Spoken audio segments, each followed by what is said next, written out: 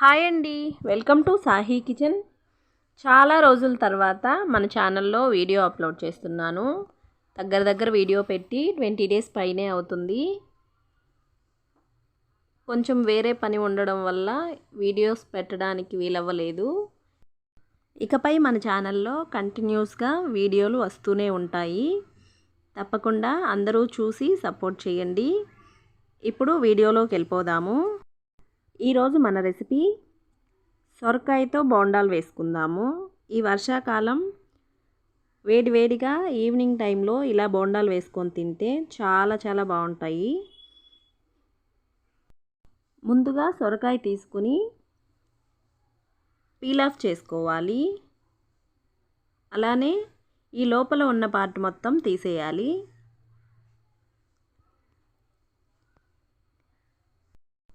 ఈ విధంగా తీసేసి ఇప్పుడు ఈ సొరకాయని తురుముకోవాలి.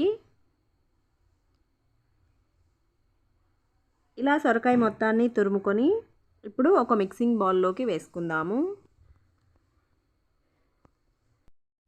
ఇలా మిక్సింగ్ బౌల్లోకి వేసుకొని ఇప్పుడు ఇందులో సన్నగా కట్ చేసిన ఉల్లిపాయలు, అలాగే కట్ చేసిన పచ్చిమిర్చి, కరివేపాకు, ఇంకా కొద్దిగా పసుపు, రుచికి సరిపడా ఉప్పు కూడా వేసుకోవాలి.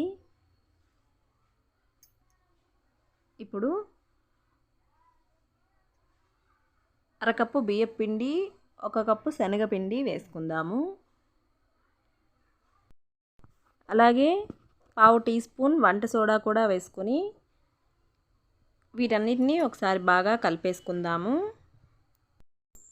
అవసరమైతే కొంచెం నీళ్లు వేసుకుంటూ పిండిని బొండాలు వేసుకోవడానికి వీలుగా కలుపుకోవాలి.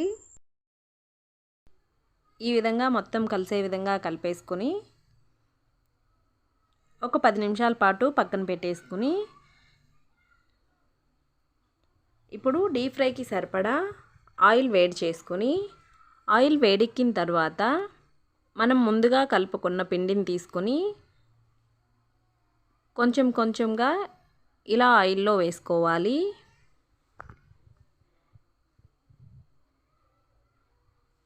ఈ బోండాలు చాలా టేస్ట్గా ఉంటాయి. తప్పకుండా ఒకసారి ట్రై చేయండి. ఇలా అన్నిటినీ 2 వైపులా తిప్పుకుంటూ మంచి గోల్డెన్ బ్రౌన్ కలర్ వచ్చేంత వరకు ఫ్రై చేసుకోవాలి.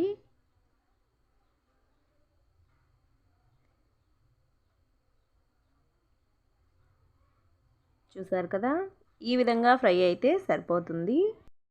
ఇప్పుడు ఆయిల్లో నుంచి తీసేసి మిగిలిన పిండితో ఇదే విధంగా వేసేసుకోవాలి.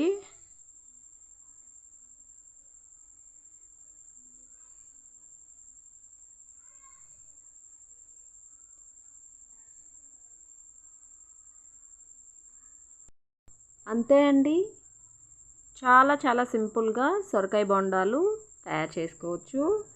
తప్పకుండా మీరు కూడా ట్రై చేయండి. ఎలా వచ్చాయో కామెంట్లో చెప్పండి. ఈ వీడియో మీకు నచ్చినట్లయితే ప్లీజ్ వీడియోని లైక్ చేయండి, షేర్ చేయండి, సబ్స్క్రైబ్ చేయడం మాత్రం మర్చిపోకండి. వీడియో చివరి వరకు చూసినందుకు థ్యాంక్ యూ.